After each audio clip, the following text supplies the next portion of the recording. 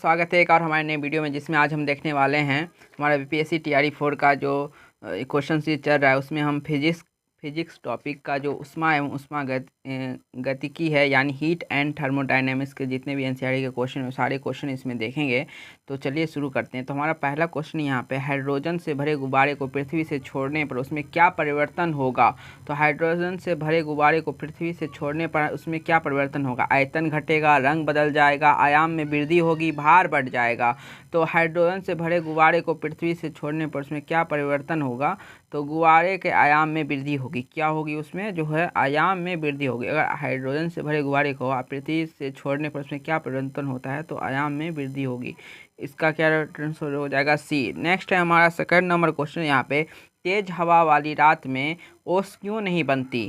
ताप बढ़ जाता है, वाष्पीकरण की दर तेज हो जाती है, वायु रुक जाती है, आर्द्रता समाप्त हो जाती है। तो तेज हवा वाली रात में ओस क्यों नहीं बनती। तो तेज हवा वाली रात में जो है सो ओस नहीं बनती है। तो इसका ये कारण है कि वाष्पीकरण की दर तेज हो जाती है, जिससे ओस नहीं बनती है। तो इसका राइट आंसर बी हो जाएगा। नेक्स्ट है हमारा तीसरा नंबर क्वेश्चन है कि कमरे में रखे रेफ्रिजरेटर का दरवाज़ा खोल देने पर कमरे का तापमान पर क्या प्रभाव पड़ेगा। तो कमरे में रखे रेफ्रिजरेटर का अगर दरवाज़ा खोल देते हैं तो उसमें का ए तापमान घटेगा, बी तापमान स्थिर रहेगा, सी तापमान बढ़ जाएगा, डी कोई प्रभाव नहीं पड़ेगा। तो इस कमरे का तापमान जो होगा ना, इसका जो राइट आंसर हो जाएगा सो जो होगा सो बढ़ जाएगा। क्वेश्चन नंबर 3 का जो आंसर हो जाएगा सो जो क्वेश्चन नंबर 3 का राइट आंसर सी हो जाएगा, तापमान बढ़ जाएगा। नेक्स्ट है हमारा क्वेश्चन नंबर 4 है यहाँ पे, 2000 डिग्री सेल्सियस मापने हेतु उपयुक्त थर्मामीटर क्या कहलाता है। Clinical thermometer. देखिए, जो 2000 डिग्री सेल्सियस से ऊपर के मापने हेतु जो इस डिग्री से ऊपर से मापने हेतु जो उपयुक्त थर्मामीटर रहता है ना, उस थर्मामीटर को क्या कहा जाता है। A clinical thermometer, B digital thermometer, C पारा थर्मामीटर, डी पायरोमीटर।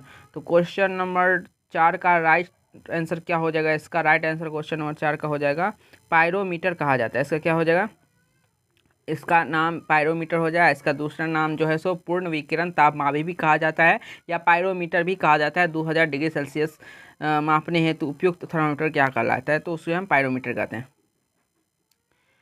जो है यहाँ पे क्वेश्चन नंबर 5 है यहाँ पे, फ़ारेनहाइट स्केल में जल का हिमांक कितना होता है। तो फ़ारेनहाइट स्केल में जल का हिमांक कितना होता है। 0 डिग्री फ़ारेनहाइट, 32 डिग्री फ़ारेनहाइट, या 100 डिग्री फ़ारेनहाइट, या 212 डिग्री फ़ारेनहाइट। तो इसमें जो है फ़ारेनहाइट स्केल में जल का हिमांक कितना होता है। तो फ़ारेनहाइट में जो होता है जल का हिमांक जो होता है ना, जो है होता है, इसका क्या हो जाएगा, जल का हिमांक फ़ारेनहाइट में जो है सो 32 डिग्री फ़ारेनहाइट होता है। ये जो होता है सो जल का हिमांक होता है, यानी जल यहाँ पे जाके जो बर्फ़ में जमना स्टार्ट कर देती है। डिग्री सेल्सियस में तो पता होगा 0 डिग्री सेल्सियस है, और केल्विन जो है सो 273 केल्विन होता है। ये सब इंपॉर्टेंट है, याद रखिएगा। केल्विन में इसका हिमांक पॉइंट जो है सो 273 डिग्री है। फ़ारेनहाइट में तो 32 डिग्री फ़ारेनहाइट है, और डिग्री सेल्सियस में जो है सो 0 डिग्री सेल्सियस पर जो है इसका हिमांक पॉइंट है, जिसे यानी फ्रीजिंग पॉइंट भी जिसे कहते हैं। आप लोग कमेंट करके बताइएगा जो इस सब का जो है क्वथनांक पॉइंट कितना है। जैसे आगे क्वेश्चन में है तब तक आप कमेंट करिए।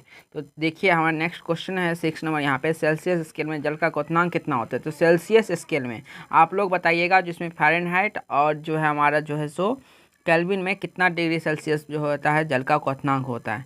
तो सेल्सियस स्केल में जल का क्वथनांक कितना होता है। 0 डिग्री सेल्सियस, 50 डिग्री सेल्सियस, या 100 डिग्री सेल्सियस, 212 डिग्री सेल्सियस। तो ये तो क्वेश्चन बहुत ही आसान है, आप लोग बता सकते हैं। 100 डिग्री सेल्सियस है क्वेश्चन नंबर 6 का सी आंसर राइट है।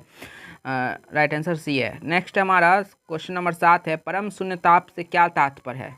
ए अधिकतम तापमान, बी औसत तापमान, सी न्यूनतम संभव तापमान, डी सामान्य तापमान। तो परम शून्य ताप से क्या तात्पर्य है। क्वेश्चन नंबर 7 का राइट आंसर क्या हो जाएगा। तो क्वेश्चन नंबर 7 का राइट आंसर हो जाएगा न्यूनतम संभव तापमान जो तापमान न्यूनतम हो सकता है वही परम शून्य ताप हो सकता है, यानी उससे नीचे आप कोई तापमान हो ना सके, मतलब होता ही ना हो, जो उसका परम शून्य ताप हो वही न्यूनतम जो वही परम शून्य ताप कहलाता है। जो न्यूनतम संभव तापमान जो होता है उसे परम शून्य ताप कहलाता है, न्यूनतम संभव तापमान। नेक्स्ट है हमारा क्वेश्चन नंबर 8 है, स्वचालित इंजनों में हिम विरोधी के रूप में किस पदार्थ का उपयोग होता है? तो स्वचालित इंजनों में हिम विरोधी के रूप में जो हमारे जो है जो उनका स्वचालित इंजन होते हैं जो उसमें हिम रोधी के रूप में किस पदार्थ का उपयोग होता है? Glycerine, ethylene, glycol, alcohol, ammonia. तो इसका राइट आंसर क्या हो जाएगा? 8 का राइट आंसर हो जाएगा एथिलीन ग्लाइकोल। एथिलीन ग्लाइकोल जो है सो क्या करता है, जो इसको हिमरोधी यानी फ्रीजिंग जो है सो रोकता है, हिमरोधी है जो है सो स्वचालित इंजनों में हिमरोधी के रूप में कार्य करता है एथिलीन ग्लाइकोल। नेक्स्ट में क्वेश्चन नंबर 9 है, जब बर्फ़ पिघलती है तब उसके आयतन पर क्या प्रभाव पड़ता है? तो जब बर्फ़ पिघलती है तब उसके आयतन पर क्या प्रभाव पड़ेगा? बढ़ता है, घटता है, समान रहता है, दोगुना होता है? तो आयतन जो है ना सो घटता है। नेक्स्ट है इसका 10 नंबर क्वेश्चन है, 9 का तो बी हो जाएगा। 10 नंबर क्वेश्चन है हमारा, रेफ्रिजरेटर में थर्मोस्टेट का मुख्य कार्य क्या है? बर्फ़ बनाना, बिजली बचाना, तापमान समान बनाए रखना, पानी ठंडा करना। तो रेफ्रिजरेटर जो है ना सो जनरेटर लिखा हुआ है यहाँ पे। तो रेफ्रिजरेटर जो है थर्मोप्लास्ट के प्रमुख कार्य क्या है? तो एक समान तापमान को बनाए रखना है। सही है, यहाँ पे रेफ्रिजरेटर में थर्मोस्टेट का मुख्य कार्य क्या है? तो तापमान का समान बनाए रखना है। तापमान समान बनाए रखना है रेफ्रिजरेटर का थर्मोस्टेट का मुख्य कार्य है। नेक्स्ट हमारा क्वेश्चन नंबर 11 है, रेफ्रिजरेटर में खाद्य पदार्थों को ताज़ा रखने हेतु लगभग कितना तापमान आवश्यक है? तो रेफ्रिजरेटर में खाद्य पदार्थों को ताज़ा रखने तो लगभग कितना तापमान आवश्यक है? तो A 0 degree Celsius, B -4 degree Celsius, C 10 degree Celsius या डी -20 डिग्री सेल्सियस। तो इसका राइट आंसर क्या हो जाएगा आपका? रेफ्रिजरेटर में खाद्य पदार्थ को ताज़ा रखने हेतु लगभग कितना तापमान? 4 डिग्री सेल्सियस होगा, यहाँ पे माइनस नहीं है, ये जो होगा 4 डिग्री सेल्सियस होगा। राइट आंसर क्या हो जाएगा? 11 का बी हो जाएगा, 4 डिग्री सेल्सियस हो जाएगा। नेक्स्ट हमारा 12 नंबर क्वेश्चन है, स्वस्थ मनुष्य में शरीर का समान तापमान कितना होता है? 35 degree Celsius, 36 degree Celsius, 37 degree Celsius या 40 डिग्री सेल्सियस। तो इसका राइट आंसर क्या हो जाएगा? जो होगा 37 डिग्री सेल्सियस हो जाएगा। क्वेश्चन नंबर 12 का सी हो जाएगा। जिसे आप जो है केल्विन में देखेंगे तो 310 केल्विन होगा इसका जो है सो 310 केल्विन समान मनुष्य का होता है। वैसे ये तो सबको याद रहता है, लेकिन ये जो है किसी किसी को मालूम रहता है, किसी को नहीं भी रहता है। तो केल्विन में आप याद रखिए, तो 310 केल्विन होगा। क्या होगा? 310 केल्विन होगा। स्वास्थ्य मनुष्य के शरीर का समान तापमान कितना होता है? तो 37 डिग्री सेल्सियस या 310 केल्विन। नेक्स्ट हमारा 13 नंबर क्वेश्चन है, उबलते जल की तुलना में भाप से जो है ना अधिक क्यों जलता है? भाप से हाथ अधिक क्यों जलता है? देखिए, उबलते हुए जल की तुलना में जो है ना से भाप से जो है सो अधिक हाथ जलता है। जो आप जल को छुइएगा तो उससे कम जलेगा, लेकिन भाप से है सो ज़्यादा हाथ जलता है। इसका कारण क्या है? ए भाप भारी होता है, भाप जो है सो भारी होती है। बी भाप का ताप अधिक होता है। सी भाप में गुप्त ऊष्मा अधिक होती है। डी जल ठंडा होता है। तो भाप का जो होता है ना गुप्त ऊष्मा के कारण होता है। इसका राइट आंसर क्या हो जाएगा? क्वेश्चन नंबर सी, भाप में गुप्त ऊष्मा अधिक होती है। तो इसका राइट आंसर वही हो जाएगा, सी। नेक्स्ट हमारा 14 नंबर क्वेश्चन है, पानी में साधारण नमक मिलाने पर क्या होता है? क्वथनांक घटता है, हिमांक बढ़ता है, क्वथनांक बढ़ता है एवं हिमांक घटता है, दोनों समान रहते हैं। तो पानी में साधारण नमक मिलाइएगा ना तो उससे क्या हो जाएगा? इसमें क्वथनांक यानी बॉइलिंग पॉइंट जो है ना सो बढ़ जाएगा और हिमांक जो है सो घट जाएगा। तो पानी में साधारण नमक मिलाने पर क्या होता है? तो इसका क्या हो जाएगा? क्वथनांक बढ़ता है, हिमांक घटता है। इसका 10 14 का सी हो जाएगा। यहाँ पे 15 नंबर क्वेश्चन है, सेल्सियस एवं फ़ारेनहाइट तापक्रम किस ताप पर समान होते हैं? A -40 degree Celsius, B 0 degree Celsius, C 100 degree Celsius, D 32 degree Celsius. तो इसका राइट आंसर क्या हो जाएगा? -40 डिग्री सेल्सियस यानी -40 डिग्री सेल्सियस पर होता है सेल्सियस एवं फ़ारेनहाइट तापक्रम किस ताप पर समान रहता है? तो -40 डिग्री सेल्सियस पे। नेक्स्ट हमारा 16 नंबर क्वेश्चन है, भाप में रखने पर शीशे की छड़ की लंबाई पर क्या प्रभाव पड़ता है? तो शीशे की छड़ है, आप भाप में रख रहे हैं तो इसमें क्या प्रभाव पड़ेगी लंबाई पे? तो घट जाती है, बढ़ जाती है, समान रहती है, टूट जाती है। तो 16 नंबर का राइट आंसर क्या हो जाएगा? शीशे की छड़ जब भाप में रखी जाती है तो इसका लंबाई जो होता है ना लंबाई बढ़ जाएगी। क्या है? बढ़ जाती है। बी इसका राइट आंसर हो जाएगा, 16 का बी। नेक्स्ट है हमारा 17 नंबर क्वेश्चन है यहाँ पे, सर्दियों में लकड़ी की तुलना में लोहे का टुकड़ा अधिक ठंडा क्यों लगता है? लोहे का ताप कम होता है, लकड़ी गर्म होती है, लोहा उष्मा का अच्छा चालक है, लकड़ी उष्मा का कुछ सुचालक है। तो ये तो बिल्कुल जो है सो गलत हो जाएगा। लकड़ी जो है सो ऊष्मा का कुचालक होता है, सुचालक नहीं होता है। 17 का राइट आंसर क्या हो जाएगा?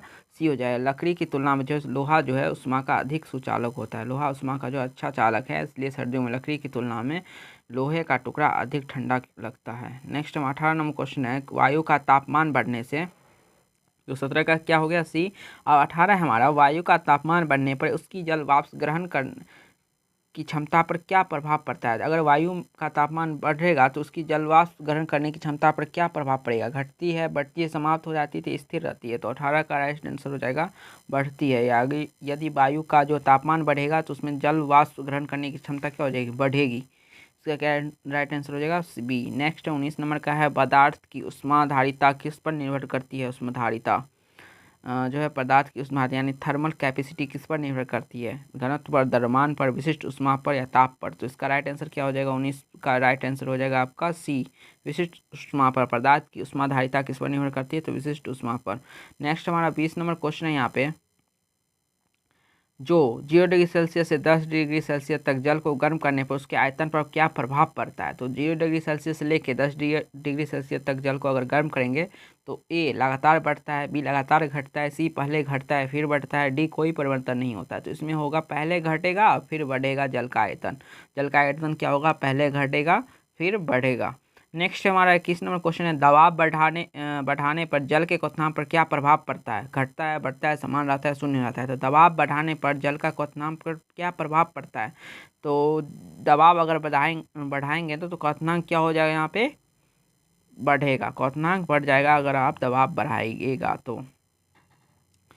नेक्स्ट है हमारा 22 नंबर क्वेश्चन है यहाँ पे, गर्मी के दिनों में किस प्रकार के छाते का प्रयोग किया जाता है? तो इसमें जो है गर्मी के दिनों में किस प्रकार के छाते का प्रयोग किया जाता है? तो ऊपर काले नीचे सफ़ेद, ऊपर सफ़ेद नीचे काले, दोनों और सफ़ेद दोनों और काले। तो 22 का राइट आंसर क्या हो जाएगा? ऊपर सफ़ेद और नीचे काले। जो गर्मी के दिन में किस प्रकार के, जो ऊपर सफ़ेद और नीचे काले वाले छाते का प्रयोग किया जाता है। नेक्स्ट हमारा 23 नंबर है यहाँ पे क्वेश्चन, जो रेल की पटरियां के बीच स्थान क्यों छोड़ा जाता है? सजावट के लिए, पानी निकालने हेतु, उसमें प्रसार हेतु, भार कम करने हेतु? तो 23 का राइट आंसर क्या हो जाएगा यहाँ पे? सी, उसमें प्रसार हेतु। उसमें प्रसार हेतु रेल की पटरियों के बीच जो है स्थान जो है क्यों छोड़ा जाता है? जैसे जो रेल की पटरियां होती हैं तो उसके बीच में थोड़ा जो है सो स्थान छोड़ा जाता है, क्योंकि उसमें जो है उसमें प्रसार हेतु। नेक्स्ट है हमारा 24 नंबर क्वेश्चन यहाँ पे, प्रेशर कुकर के अंदर का उच्चतम तापमान किस पर निर्भर करता है? पानी की मात्रा पर, बर्तन के रंग पर, ढक्कन के क्षेत्रफल में, भार पर, गैस की लौ पर? तो 24 का राइट आंसर क्या हो जाएगा यहाँ पे? जो है 24 का राइट आंसर ये हो जाएगा यहाँ पे, ढक्कन के क्षेत्रफल एवं भार पर जो है सो प्रेशर कुकर के अंदर का उच्चतम तापमान निर्भर करता है। नेक्स्ट हमारा 25 नंबर क्वेश्चन यहाँ पे, एयर कंडीशनर किसे नियंत्रित करता है? एयर कंडीशनर जो है किसे नियंत्रित करता है? जो है केवल तापमान के बराबर, अर्थात तापमान दोनों, वायु दाब। तो एयर कंडीशन जो है 25 का क्या हो जाएगा राइट आंसर? तो एयर कंडीशन जो है सो यहाँ पे कंडीशन होगा, एयर कंडीशनर, एयर कंडीशन यहाँ पे क्या होगा? एयर कंडीशन किसे नियंत्रित करता है? केवल तापमान के बराबर, आर्द्रता एवं तापमान दोनों, वायु दाब। तो इसका राइट आंसर क्या हो जाएगा? आर्द्रता एवं तापमान दोनों को। 25 का सी हो जाएगा, यहाँ पे कंडीशनर नहीं, एयर कंडीशन होगा। नेक्स्ट है हमारा 26 नंबर क्वेश्चन है, संवहन द्वारा उष्मा का स्थानांतरण कहाँ संभव है? जो है संवहन द्वारा उष्मा का स्थानांतरण कहाँ संभव है? केवल ठोस में, केवल द्रव में, केवल गैस में, द्रव एवं गैस दोनों में? तो इसमें जो होता है ना, जो होगा इसका राइट आंसर क्या हो जाएगा? संवहन कहाँ होता है? उष्मा का जो संवहन द्वारा उष्मा का स्थानांतरण कहाँ होता है? तो 26 का राइट आंसर हो जाए, द्रव एवं गैस दोनों में होता है संवहन द्वारा उष्मा का स्थानांतरण। नेक्स्ट हमारा 27 नंबर क्वेश्चन है, जल का घनत्व किस तापमान पर अधिकतम होता है? 0 degree Celsius, 4 degree Celsius, 10 degree Celsius, 100 degree Celsius? तो जल का जो है ना, जल का जो घनत्व होगा तो 4 डिग्री सेल्सियस पे सबसे अधिक रहेगा। 37 का क्या हो जाएगा? सी हो जाएगा। नेक्स्ट है हमारा 28 नंबर है, उष्मागतिकी का प्रथम नियम किस अवधारणा को पुष्टि करता है? तो उष्मागतिकी की जो है उस प्रथम नियम किस अवधारणा की पुष्टि करता है? द्रव्यमान संरक्षण, ऊर्जा संरक्षण, गति संरक्षण, ताप संरक्षण। तो ऊष्मागतिकी की प्रथम नियम किसको संरक्षित करता है? तो 28 का क्या हो जाएगा? बी, ऊर्जा संरक्षण को जो है सो जो है अवधारणा की पुष्टि करता है। ऊष्मागतिकी की प्रथम नियम जो है सो ऊर्जा संरक्षण। नेक्स्ट हमारा 29 नंबर है, पानी से भरी कांच की बोतल जमने पर क्यों टूट जाती है?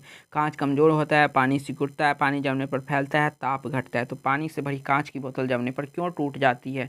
तो 29 का राइट आंसर क्या हो जाएगा? सी हो जाएगा, पानी जमने पर फैलता है। पानी से भरी कांच की बोतल जमने पर क्यों टूट जाती है? तो पानी जमने पर फैलता है, इसलिए वो टूट जाती है। नेक्स्ट हमारा 30 नंबर है, ऊंचाई बढ़ने पर जल का क्वथनांक क्यों घटता है? तो ऊंचाई बढ़ने पर जल का क्वथनांक क्यों घटता है? ताप बढ़ता है, वायुदाब घटता है, आर्द्रता बढ़ती है, घनत्व बढ़ता है। तो 30 का क्या हो जाएगा? वायुदाब घटता है, 30 का बी हो जाएगा। नेक्स्ट हमारा 31 नंबर क्वेश्चन है, ठोस कपूर से वाष्प बनने की प्रक्रिया क्या कहलाती है? ठोस कपूर जो है ना, डायरेक्ट वाष्प में बदल जाती है, द्रव में नहीं बदलती, तो क्या कहलाती है? वाष्पीकरण, विसंघनन, सी ऊर्ध्वपातन, डी गलन। तो 31 का क्या हो जाएगा? यहाँ पे इसका राइट आंसर क्या हो जाएगा? सी हो जाएगा, ऊर्ध्वपातन होता है। इसका क्या हो जाएगा? ऊर्ध्वपातन। जो ठोस जो है सो सीधे जो है सो द्रव में ना बदलकर जो है सो वाष्प में बदल जाती है, उससे उस क्रिया को क्या कहा जाता है? ऊर्ध्वपातन कहा जाता है, यानी सब्लिमेशन। अब नेक्स्ट क्वेश्चन है हमारे यहाँ पे 32 नंबर है, उष्मा का तीव्र गति से स्थानांतरण किस प्रक्रिया द्वारा होता है? चालन द्वारा सबसे ज़्यादा होता है, सबसे तीव्र होता है, या संवहन द्वारा, विकिरण द्वारा, या वाष्पीकरण? बहुत ही अच्छा क्वेश्चन है। उष्मा का तीव्र गति से स्थानांतरण जो है सो किस प्रक्रिया द्वारा होता है? तो इसका तीव्र प्रक्रिया होता है, तो इसका राइट आंसर क्या हो जाएगा? विकिरण द्वारा होता है, सी हो जाएगा। 32 का क्या हो जाएगा? सी, विकिरण द्वारा जो है सो तीव्र गति से उष्मा का स्थानांतरण होता है, 32 का सी हो जाएगा। नेक्स्ट है हमारा जो है, द्रव से गैस में परिवर्तन हेतु आवश्यक उष्मा क्या कहलाती है? तो द्रव से गैस में परिवर्तन हेतु आवश्यक उष्मा क्या कहलाती है? विशिष्ट उष्मा, गुप्त उष्मा, वाष्पन की गुप्त उष्मा, या गलन उष्मा। तो द्रव से गैस में परिवर्तन हेतु आवश्यक उष्मा क्या कहलाती है? तो इसका हो जाएगा वाष्पन की गुप्त उष्मा कहलाती है, इसका सी हो जाएगा। 33 का सी हो जाएगा। नेक्स्ट है हमारा 34 नंबर क्वेश्चन है, कृष्णिका यानी जो है ब्लैक बॉडी किसे उत्सर्जित करता है? किसका किसे उत्सर्जित करता है, किसका उत्सर्जन करती है? तो कृष्णिका जो है किसका उत्सर्जन करती है? केवल दृश्य प्रकाश, केवल अवरक्त किरणें, सभी तरंगदैर्घ्य का विकिरण, केवल परावैंगिक किरणें। तो 34 का क्या हो जाएगा? यहाँ पे 34 का जो हो जाएगा सी हो जाएगा, सभी तरंगदैर्घ्य का विकिरण जो उत्सर्जित करती है। नेक्स्ट है 35 नंबर है, एथिल अल्कोहल किस ताप पर जमता है? -40 डिग्री सेल्सियस पे जो है सो 78 डिग्री सेल्सियस पे। नेक्स्ट है हमारा इसका जो है सो 0 डिग्री सेल्सियस पे। तो एथिल अल्कोहल किस ताप पर जमता है? तो -114 डिग्री सेल्सियस पे। इसका राइट आंसर क्या हो जाएगा? एथिल अल्कोहल किस ताप पर जमता है? तो -114 डिग्री सेल्सियस पे जमता है। नेक्स्ट हमारा 36 नंबर क्वेश्चन है यहाँ पे, तारों के अंदर ऊर्जा उत्पादन के लिए कौन सी अभिक्रियाएं होती है? तो तारों के अंदर ऊर्जा उत्पादन के लिए कौन सी अभिक्रिया होती है? रासायनिक अभिक्रिया, नाभिकीय अभिखंडन, ताप नाभिकीय अभिक्रिया, ऑक्सीकरण। तो इसका 36 का क्या हो जाएगा? ताप नाभिकीय अभिक्रिया, थर्मल न्यूक्लियर रिएक्शन होता है, ताप नाभिकीय अभिक्रिया होती है, थर्मल न्यूक्लियर रिएक्शन। जो तारों के अंदर ऊर्जा उत्पादन के लिए कौन सी अभिक्रिया होती है? तो ताप नाभिकीय अभिक्रिया। नेक्स्ट है 37 नंबर है, तारों का रंग क्या प्रदर्शित करता है? आकार, दूरी, तापमान, चमक। तो तारों का रंग जो है ना तापमान जो है उनका तापमान जो है सो प्रदर्शित करता है। नेक्स्ट 38 नंबर है, एथेनॉल के उत्पादन हेतु किस खमीर का उपयोग किया जाता है? राइजोबियम, लैक्टोबैसिलस, सैक्रोमाइसिस सेरेवेसी, या पेनिसिलियम। एथेनॉल के उत्पादन हेतु किस खमीर का उपयोग किया जाता है? तो सैक्रोमाइसिस सेरेवेसी। इसका क्या आंसर हो जाएगा? सी हो जाएगा। नेक्स्ट है 39 है, ऊनी कपड़े शरीर को गर्म क्यों कर रखते हैं? तो ऊनी कपड़े जो है सो शरीर को क्यों गर्म रखते हैं? वे ऊष्मा को उत्पन्न करते हैं, ऊष्मा के सुचालक होते हैं, ऊष्मा के कुचालक होते हैं, हवा को रोकते हैं। तो ये क्या हो जाएगा? ये जो ऊष्मा के एक खराब चालक हैं या बैड कंडक्टर, ये कुचालक होते हैं ऊष्मा के, इसलिए जो है सो ये गर्म करते हैं। 39 का क्या राइट आंसर हो जाएगा आपका? सी। नेक्स्ट है 40 नंबर क्वेश्चन है, डेजर्ट कूलर किस सिद्धांत पर कार्य करता है? डेजर्ट कूलर जो है सो किस सिद्धांत पर कार्य करता है? संघनन, विकिरण, वाष्पन, शीतलन, या चालन। तो इसका राइट आंसर क्या हो जाएगा?